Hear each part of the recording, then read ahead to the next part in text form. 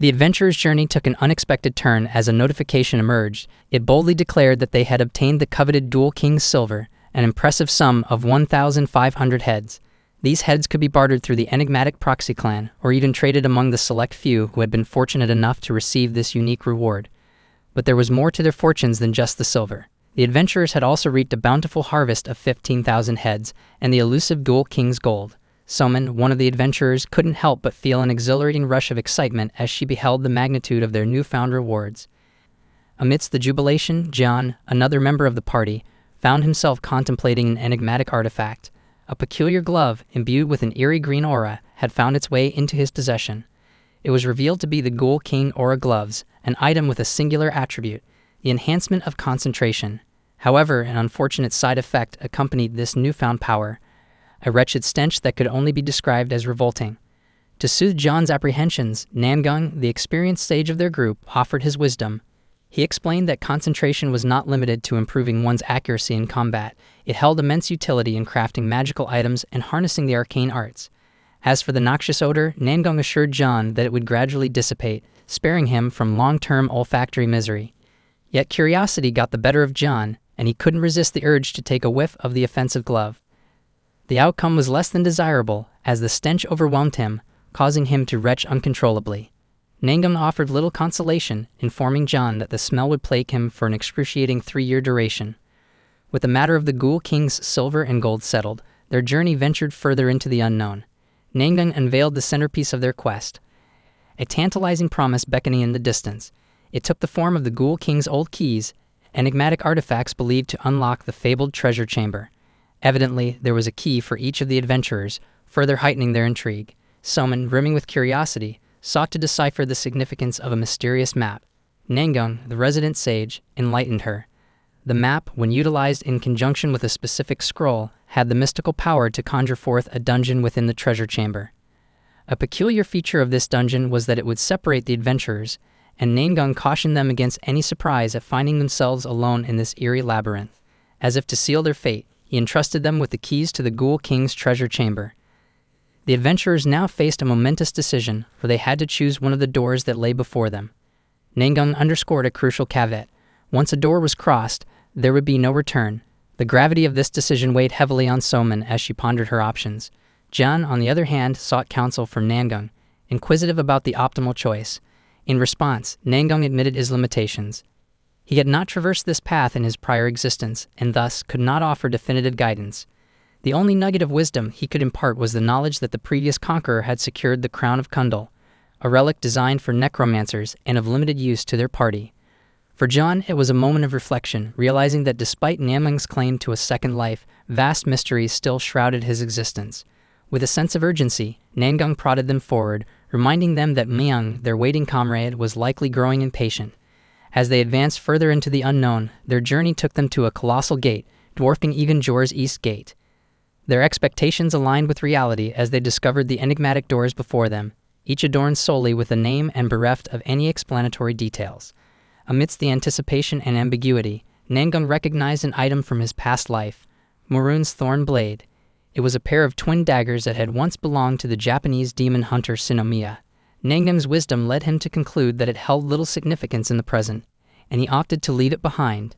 Continuing down the corridor of doors, Nangung stumbled upon a revelation that filled him with elation. This discovery had been the subject of whispers and rumors, but now it lay before him. The Balancer's Book. Nangung opens the door and goes inside the room and sees the book. With a purple aura enveloping it, the book held the allure of a top-tier magical artifact. It was a treasure beckoning him to unveil its secrets. Meanwhile, John and Soman, seated together, watched as Nangung emerged from the portal, carrying with him the weight of their decisions. They eagerly shared the fruits of their choices, but it was evident that the information at their disposal was as mysterious as the choices they had made. Soman proudly displayed her bracelet of the Lake Fairy, an exquisite accessory that could bestow healing effects upon her as she slumbered. It also possessed the unique ability to enhance her magical prowess, a choice that Nangung deemed wise. Jinan, on the other hand, presented a sword as his chosen item. Nangung couldn't help but express his disappointment, for it appeared that the option of a bow had not been available. Jun's reasoning was simple. He had chosen the sword because it sounded cool to him. This explanation did not sit well with Nangung, who had hoped for a more strategic selection. Beyond the confines of their immediate surroundings, outside the dungeon, the brave soldier and their stalwart comrade, Myung, found themselves locked in fierce combat against the relentless hordes of goblins. The soldier commended the effectiveness of the weapon Myung had bequeathed to him, recognizing its remarkable prowess in battle. However, as the battle raged on, it became apparent that even with their combined strength, the goblins seemed endless. Weariness began to gnaw at their stamina, and Myung, in a moment of jest, inquired about the whereabouts of their platoon's Tamina king. The soldier's response was not one of humor, but rather a challenge to Myung's resilience. Their situation grew even graver as a horde of goblins bore down upon them, threatening to overwhelm the small group. Desperation set in as the other soldiers, pushed to their limits, pleaded with their squad leader to consider a retreat. Yet Myung remained resolute, urging them not to surrender, and to fight on until at least one more goblin had fallen. Then, in a fateful moment, a goblin hurled a deadly dagger in their direction. Myung, quick to react, positioned himself in front of his comrades, taking the full force of the attack. As the blade found its mark and Myung collapsed to the ground, an ominous realization dawned. The goblin's weapon was poisoned. The soldier, aware of the dire situation, urged Myung to retreat immediately for the much-needed treatment of his grievous wound. Myung, despite his agonizing condition, summoned the last vestiges of his strength and, in a stirring declaration, instructed the soldier to continue the battle. He was no longer just a soldier but Kang Hojin, and his comrades would bear witness to his transformation.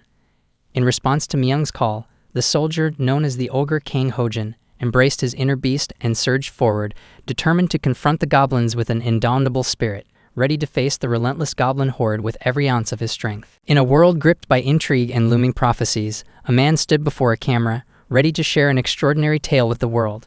The news reporter leaned forward. This man, an eyewitness to a recent, unimaginable event, began recounting the astounding display of valor he had witnessed. He described how two figures, Myung and Hojin, had valiantly taken down wave after wave of goblins in a frenetic battle. It was a spectacle that left no room for doubt. Their prowess was awe-inspiring. What truly stoked the fires of intrigue were the reporters themselves.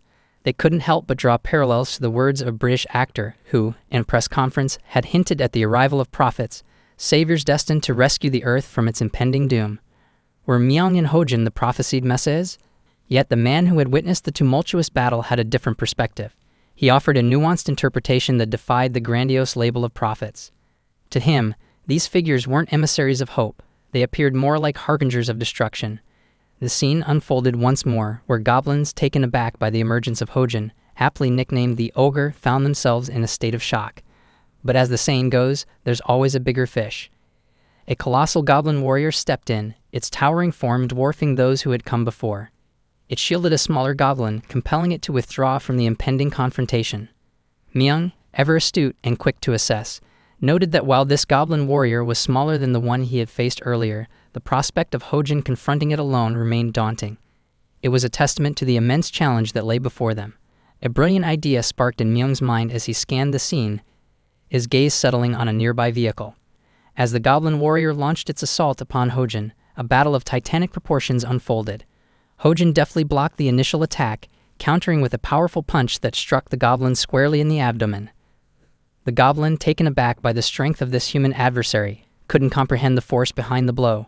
Hojin, often referred to as the ogre, had unlocked a unique state that defied ordinary human capabilities. In this state, Hojin had mastered the art of controlling his breath, deliberately reducing the blood flow to his brain. This strategic compromise, which may sound perilous, allowed Hojin to redirect that blood into his muscles, granting him superhuman strength and enhancing the regeneration of his muscle fibers. The goblin warrior, bewildered by this extraordinary feat of strength, found itself on its knees after Hojin's mighty strike. Sensing the imminent danger, another goblin leaped in, attempting to stab Hojin, but the attack had little effect, and the goblin met a swift and merciless demise. However, the goblin warrior, not one to be easily vanquished, unleashed a furious punch upon Hojin, sending him sprawling to the ground. In a lightning-quick maneuver, the goblin leaped onto Hojin's abdomen, as the fatal flaw of the ogre state is that because of the ogre state is restricting the blood flow to the brain, which means it cannot be maintained for a long period of time, and usually humans die within a few tens of seconds with blocked brain blood flow, but because the ogre state doesn't completely block the blood flow to the brain, so it can last for a little over 5 minutes. But nevertheless, Hojin doesn't have much time left as the remaining time is only 1 minute. Then Myung with the car comes straight to the goblin warrior and hits it. As Myung comes out the car and checks if Hojin is okay, Then Myung is surprised to see that Goblin is alright and is coming towards them. Then we see that Goblin is crying. Seeing Goblin's tear, Hojin gets mad as these goblins have killed a lot of soldiers and civilians, and Hojin doesn't get why the Goblin is angry. And now Hojin get more angry and goes into rage mode, but the remaining time left in ogre state is only 6 seconds. And both the Goblin and Hojin charges towards each other and punches their best punch to each other. And the Goblin is taken down and Hojin is on the edge as well, and Myung is completely drained too, and Hojin tells Myung that he can't get up either. They both thinks that this is how they are going to die, seeing all the other left goblins closing in on them. Myung in a cool way tells Hojin that as people say heroes die young, and thinks this wasn't a bad life. Then suddenly he hears something and sees that all the goblins around him gets freezed in ice.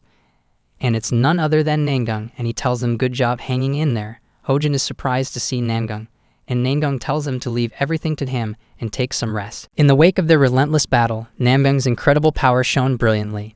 With a mere gesture, he froze the remaining goblins in intricate ice formations, suspending them in a state of suspended animation. Beside him, Somin and John showcased their remarkable combat prowess, vanquishing several goblins with well-practiced ease. The trio now stood united, their collective strength undeniable. But as the last goblin succumbed to the inevitable, he remarked that the ordeal they had just faced seemed like child's play compared to their previous encounter with the Ghoul King. In the midst of the action, Myung's curiosity got the best of him, and he turned to Nangung with an inquisitive expression. He wanted to know how Nangung had arrived at the scene without a vehicle, considering that the Shinshin station, a likely transit point, should have been teeming with goblins. Nangung, with his characteristic calm, unveiled the answer. They had indeed passed through the Shinshin station, but rather than succumbing to the goblin horde, they had taken the fight to the enemy, eliminating every last one of them along the way. Myung couldn't hide his admiration for Nangung's resourcefulness and courage. Jian, ever keen to discern their next course of action, posed an important question. With their newfound strength and a plan to rescue his father, he was ready to execute the next phase of their mission. His inquiry pertained to the elixir needed to heal his father, but it came with an intriguing twist. Jun recalled Nangung's mention of acquiring elixir with their dungeon rewards. However, he couldn't help but wonder how they would amass the required 400,000 heads for such a substantial purchase. Nangung's response offered a tantalizing glimpse into his foresight. He clarified that the heads for this purpose wouldn't come from the dungeon reward itself. Somin, her curiosity fully piqued, leaned in to ask Nangung about the reward he had procured within the dungeon. Nangung did not keep her in suspense and produced a remarkable item, the Book of Balansar. But it didn't end there. The real secret lay in the book's ability to summon additional items by using material as a catalyst. Somin contemplated the implications. Using a rare material would surely yield the most significant benefits, but she wondered if the choice to do so was worthwhile. Nangung, never one to leave questions unanswered, reached for the rare locket they had acquired in the dungeon. Nangung's actions triggered a series of events. The Book of Balansar activated, consuming the material and providing a notification about the item grade it would summon. The room seemed to come alive as the book radiated a brilliant light, transforming into the highest grade item, the Book of the Great Balansar. Nangung unveiled the book's unique capabilities. By offering a single material, they could procure a higher grade item of the same type. The range of potential items spanned from magic to epic, with the summoned item's grade always exceeding that of the material. The Book of the Great Balansar came with extraordinary power and potential. Nangung had a solution ready and presented Myung's sword, the highest grade item currently in their possession. The book transformed the sword into an epic grade weapon known as the Sword of Penitent Tanian. A notification provided insight into the sword's origin, revealing it to be a creation of the executioner Tanian, forged from the remnants of his own weapon as he sought redemption. The blade, having absorbed much blood, harbored unique properties. Blood could activate a special power within it, making it a formidable weapon indeed. Myung, now elated at the prospect of Nangung's ability to use necromancy, couldn't hide his enthusiasm. The newfound potential was a gift that would serve them well in the battles to come. He expressed his gratitude, recognizing the impact this change would have on their future endeavors. Myung was eager to identify his next weapon of choice, given the transformation of his previous sword. Nangung didn't disappoint, handing him the sword that had demonstrated the power to freeze the goblins. Myung was intrigued and eager to wield it, yet Nangung offered a crucial piece of advice. Nangung emphasized that John had selected the sword with great care, and it was not a random choice. It was a reflection of his understanding of swordsmanship. Myung accepted this guidance, recognizing the importance of wielding the sword with respect for its true potential. With the pressing matter of their head's requirement for the elixir in mind, Jun raised a valid concern. Nangung's response was nothing short of astonishing. He revealed that he had already secured the necessary 400,000 heads by eliminating every goblin in Sinchon Station. For his efforts, he had earned the title of Goblin Ruler, granting him access to the Goblin Vault and a haul of 550,000 heads. Jun couldn't help but be impressed by Nangung's resourcefulness and the sheer scale of his accomplishments, and they now had the means to secure the elixir for Jun's father. Nangung, now in control of the situation, outlined his plan for the immediate future. He instructed Myung and Hojin to attend the impending press conference, a move that left them both perplexed. Myung and Hojin's fatigue was undeniable, and dealing with the media might seem like an unexpected task given the circumstances.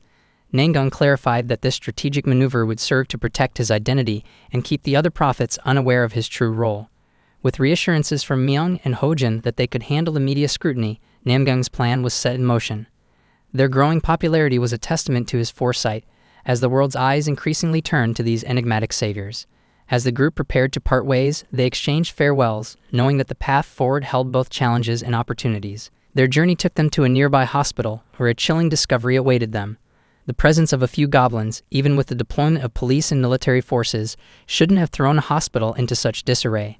Jun, pressed by concern, informed Namgung that his father was in the intensive care unit, adding urgency to their quest. Jun led the way, anxiety etched on his face as he navigated the labyrinthine corridors, searching for his father's location. But as they advanced further down the corridor, a cry for help reached Namgung's ears. His instincts guided him to the source of the distress, while the children continued down the hall. There, Nangung discovered a woman on the ground, her face etched with fear and exhaustion. Quickly, he offered his assistance. The woman described the horrors that had unfolded in the hospital, where a group of suspicious individuals had wreaked havoc and devastation. They had murdered countless innocents and harvested their heads, leaving a trail of death in their wake. Yet, to Nangung's surprise and horror, the culprits were not goblins, but humans. As Nangung pieced together the woman's story, as she asked Nangung to help her in getting up, Nangung picks her hand and helps her get up quickly. Then the scene shifts to the kids where someone heard some noise behind her and wonders what is going on, and Jun tells her he didn't hear anything and tells her to keep running. Someone sees that her dad has also disappeared and wonders where did her father go to. Jun tells her that it's her father's second life, had recalled something significant and departed urgently. In light of the circumstances, searching for him would have to wait. Resigned to this reality, someone agreed to accompany Jun to check on his father's condition, recognizing that their current situation required their immediate attention. The narrative shifted once more to Nangung, who found himself face to face with a female assailant, her sinister intentions laid bare. Her weapon, a ring harboring a shaken's needle, was poised for a deadly strike. With a calculated move, Nangung sidestepped her attack, narrowly escaping the fate she had planned. The woman, seemingly undeterred, inquired about Nangung's keen instincts and how he had managed to elude the poison's effects, which had incapacitated most of the hospital's occupants.